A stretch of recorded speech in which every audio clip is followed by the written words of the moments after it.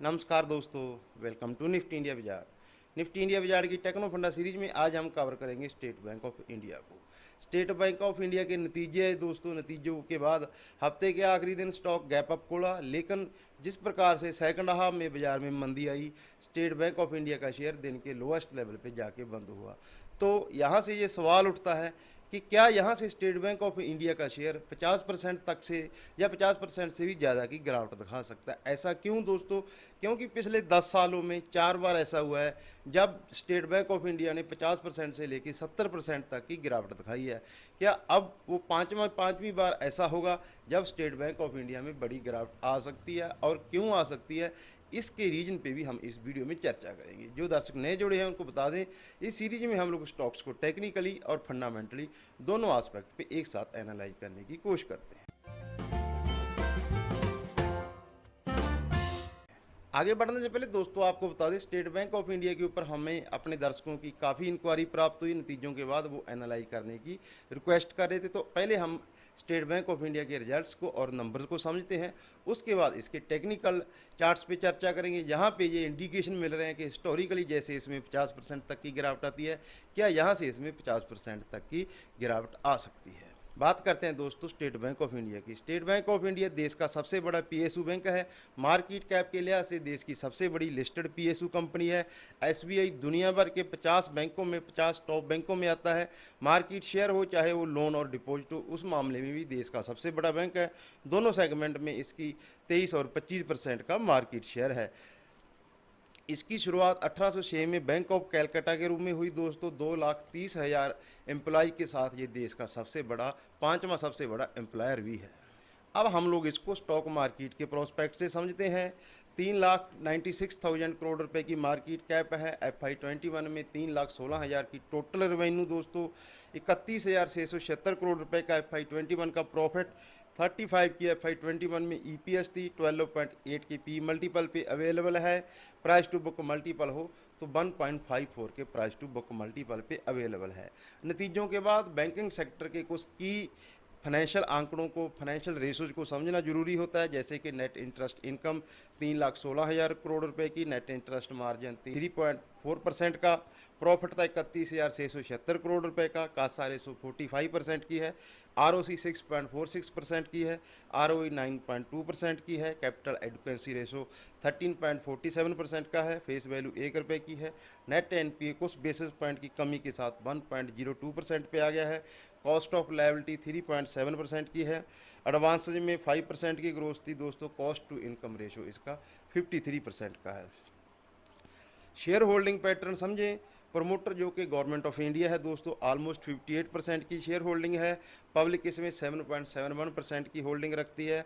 FIज की 10% की होल्डिंग है। डोमेस्टिक इंस्टीट्यूशन इन्वेस्टर्स का जो फेवरेट स्टॉक है, ऑलमोस्ट वो इसमें 25% की होल्डिंग रखते हैं।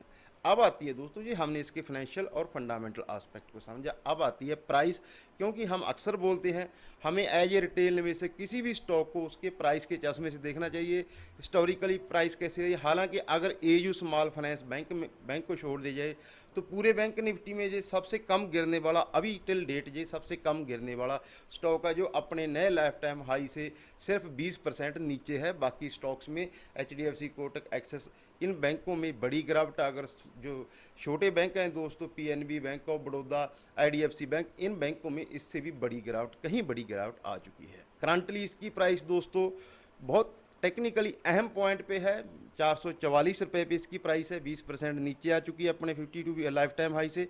52 week high, life time high दोनों ही एक हैं दोस्तों। 549 रुपये का इसका 52 week high, life time high एक है।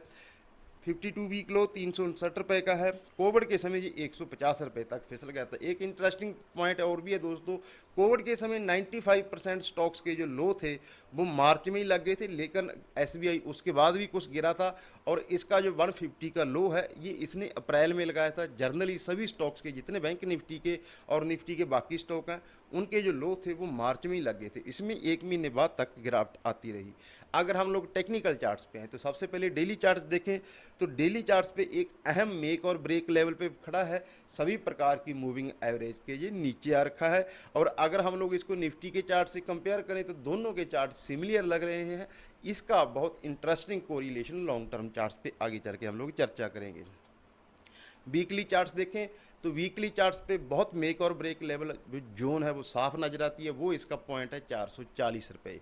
यहाँ से अगर ये 440 रुपये के नीचे फिसलना शुरू होता है तो इसमें बड़ी गिरावट आ सकती है। अब वो बड़ी गिरावट क्यों आ सकती है, पहले हम लोग निफ्टी का चार्ट देखते हैं। ये निफ्टी का चार्ट है। प्री कोविड लेवल के जो हाई थे दोस्तों वो थे निफ्टी के 12,430। अगर ये जो मार्च के हमारे लो लगे थे वहाँ से निफ्टी नीचे फिसलता है तो वो जो 27% का गैप है कुछ एक्सपर्ट मानते हैं कि इसको फिल कर सकता है। प्री कोविड हाई से हम लोग 27% अभी ऊपर हैं। ऐसा हुआ तो फिर स्टेट बैंक ऑफ इंडिया की प्राइस कहाँ जा सकती है। ये आपकी स्क्रीन पे जो चार्ट हैं ये इसके मंथली चार्ट्स हैं, पिछले 12 साल के चार्ट्स हैं।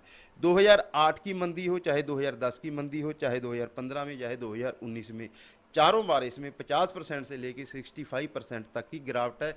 इंटरेस्टिंगली दोस्तों ये चारों बार गिरावट तब आई है जब पूरी मार्केट में गिरावट आई। तो एसबीआई को हम ऐसा मान सकते हैं कि अगर यहाँ से मार्केट में गिरावट इंटेंसिफाई होती है तो इसमें गिरावट बढ़ सकती है, क्योंकि ये तो एसबीआई में पिछले समय हम देख सकते हैं कि पिछले 15 साल के चार्ट में इसमें एक निरंतर अप ट्रेंड नहीं है। हमेशा ये 2 से 3 साल में एक बड़ी डिप देता है।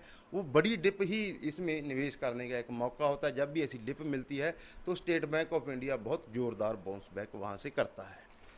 तो ये स्टेट बैंक ऑफ इंडिया के ऊपर दोस्तों हमारे टेक्नो फंड एनालिस्ट थे। हमने देखा देश का सबसे बड़ा पीएसयू बैंक है। वेटेज के लिए आपसे बैंक निफ्टी हो चाहे निफ्टी में बड़ा वेटेज है। बैंक निफ्टी में ये चौथा सबसे बड़ा वेटेज वाला स्टॉक है। 12% का इसका ऑलमोस्ट बैंक निफ्टी में वेटेज है। रिसेंटली इसने पूरे बैंक निफ्टी को आउट परफॉर्म किया है। गिरावट के मामले में सबसे कम इसमें गिरावट हुई है। लेकिन अगर इसके पिछले 10 से 12 साल का 15 साल का ट्रेंड देखें तो हर 3 से 4 साल में इसमें एक बड़ा डिप आता है। वो इसको 50 से 60% तक की गिरावट में ले जाता है। तो इसके लिए सबसे अहम है मार्केट को वॉच करना। इंस्टीट्यूशन जिस प्रकार से एफआई सेलिंग कर रहे हैं उनकी सेलिंग को ऑब्जर्व करना। अगर मार्केट में सेलिंग इंटेंसिफाई होती है, सेलिंग बढ़ती है, क्योंकि अभी तक हम लोग पूरी ग्लोबल मार्केट को आउट परफॉर्म कर रहे हैं। कुछ एक्सपर्ट का मानना है कि यहाँ से जिस प्रकार से महंगाई का डर, आरबीआई की ब्याज दरें बढ़ने का डर है, तो बाकी बैंकों के साथ साथ स्टेट बैंक ऑफ इंडिया में भी यहाँ से गिरावट बढ़ सकती है। तो मैं उम्मीद करता हूं दोस्तों आपको हमारा ये टेक्नो फंडा एनालिसिस अच्छे लगे होंगे। कोर्स कंटेंट प्रेजेंटेशन कैसी लगी हो, अच्छी लगी हो तो वीडियो लाइक करें दोस्तों, चैनल को सब्सक्राइब करें। आपका कोई पसंदीदा स्टॉक जिसको चाहते हो नतीजों के बाद हम आपके लिए एनालाइज करें, आप हमें नीचे कमेंट सेक्शन में कमेंट करके बता सकते हैं। अपना और अपनों का ख्याल रखें। नमस्कार दोस्तों।